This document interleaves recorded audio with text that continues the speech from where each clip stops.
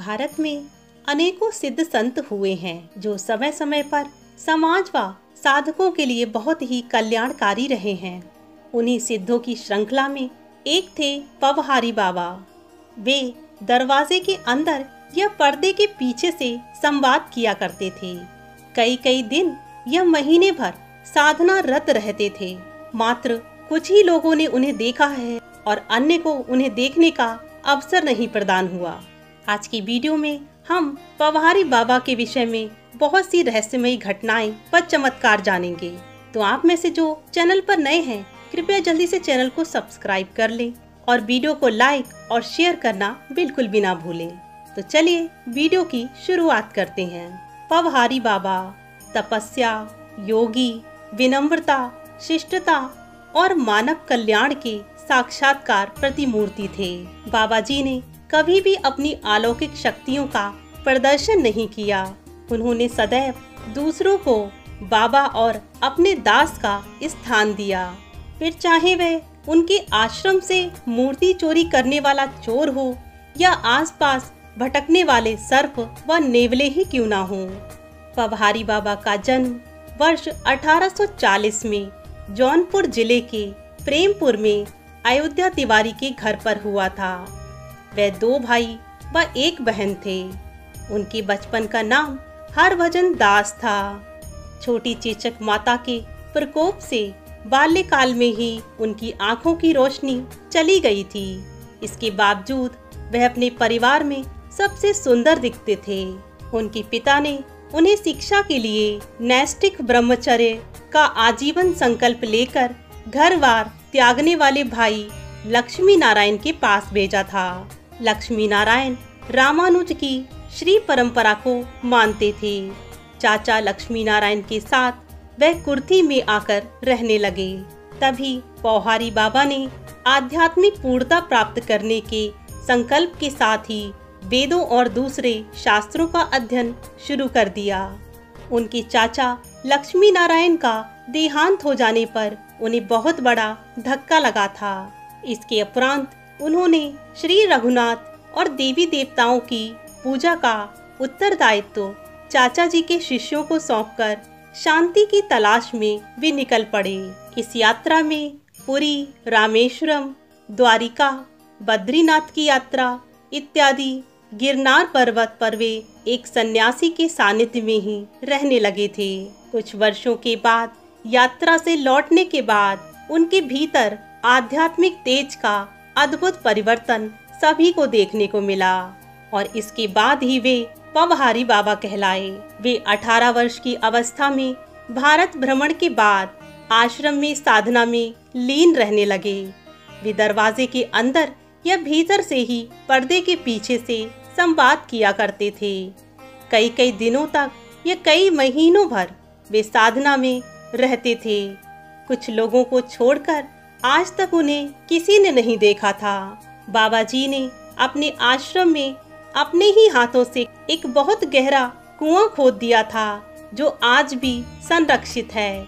कुएं में पानी आज भी बरकरार है और आज तक ये कुआं आश्चर्य का केंद्र बना हुआ है। जो लोग भी इस आश्रम में भ्रमण करने आते हैं वे भक्त इस कुएं को अवश्य ही देखते हैं।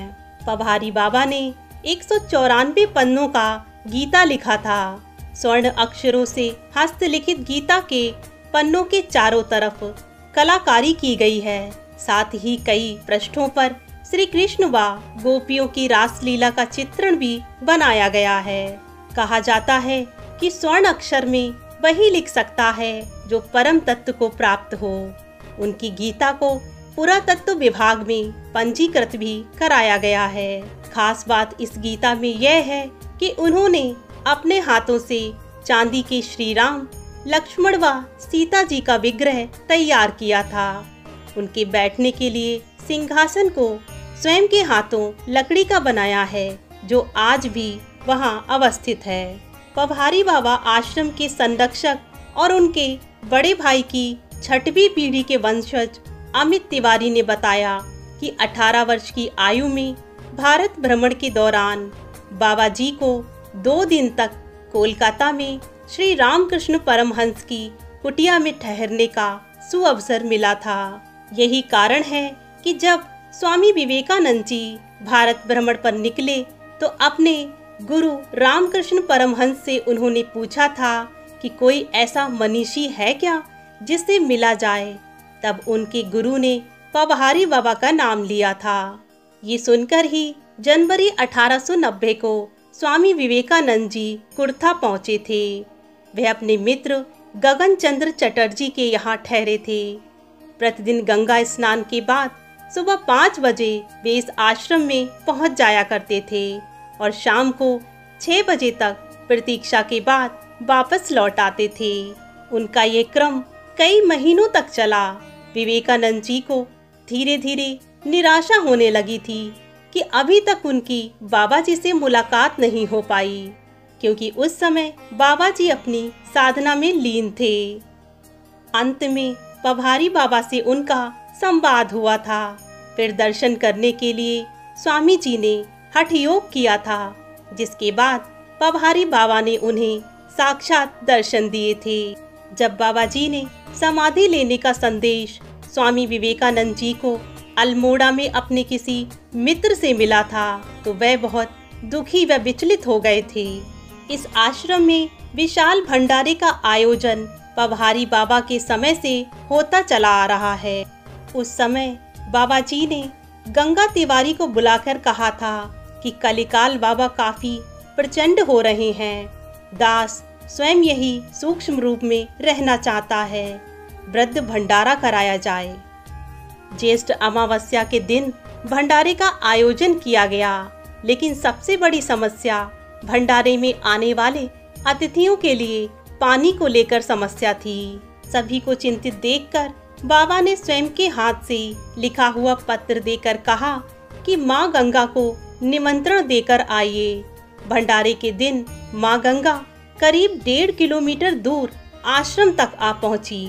ये घटना उस समय की बहुत बड़ी घटनाओं में से एक है। उस समय अफीम फैक्ट्री में 3 दिन की छुट्टी करनी पड़ी थी, क्योंकि सभी श्रमिक जेठ में बाढ़ आने की हैरानी से गंगा का पानी देखने आश्रम पहुंच गए थे। भंडारे के दौरान घी कम पड़ गया तो बाबा जी ने कहा कि माँ गंगा का जल कढ़ाई में डाला जाए। गंगा का पानी कढ़ाई में डालते ही पानी घी में बदल गया। इसके बाद भंडारा संपन्न होने के बाद बाबा जी ने माँ गंगा को चुनरी व घी से विदाई की थी। इसके बाद माँ गंगा अपने स्थान पर वापस लौट गई थीं। इसके बाद ही बाबा जी ने स्वयं को अग्नि के हवाले कर समाधि ले ली थी। तभी से यहाँ हर साल ये भंडारा होता है। पवहारी बाबा के कुछ उपदेश इस प्रकार हैं। सिद्धि की अपेक्षा साधना श्रेष्ठ है। साधना में जो आनंद है वह सिद्धि में नहीं होता, और जो साधु दर्शन करता है वह साधु ही हो जाता है। यदि साधु के दर्शन का कुछ भी प्रभाव नहीं पड़ा तो वह साधु भी असाधु है।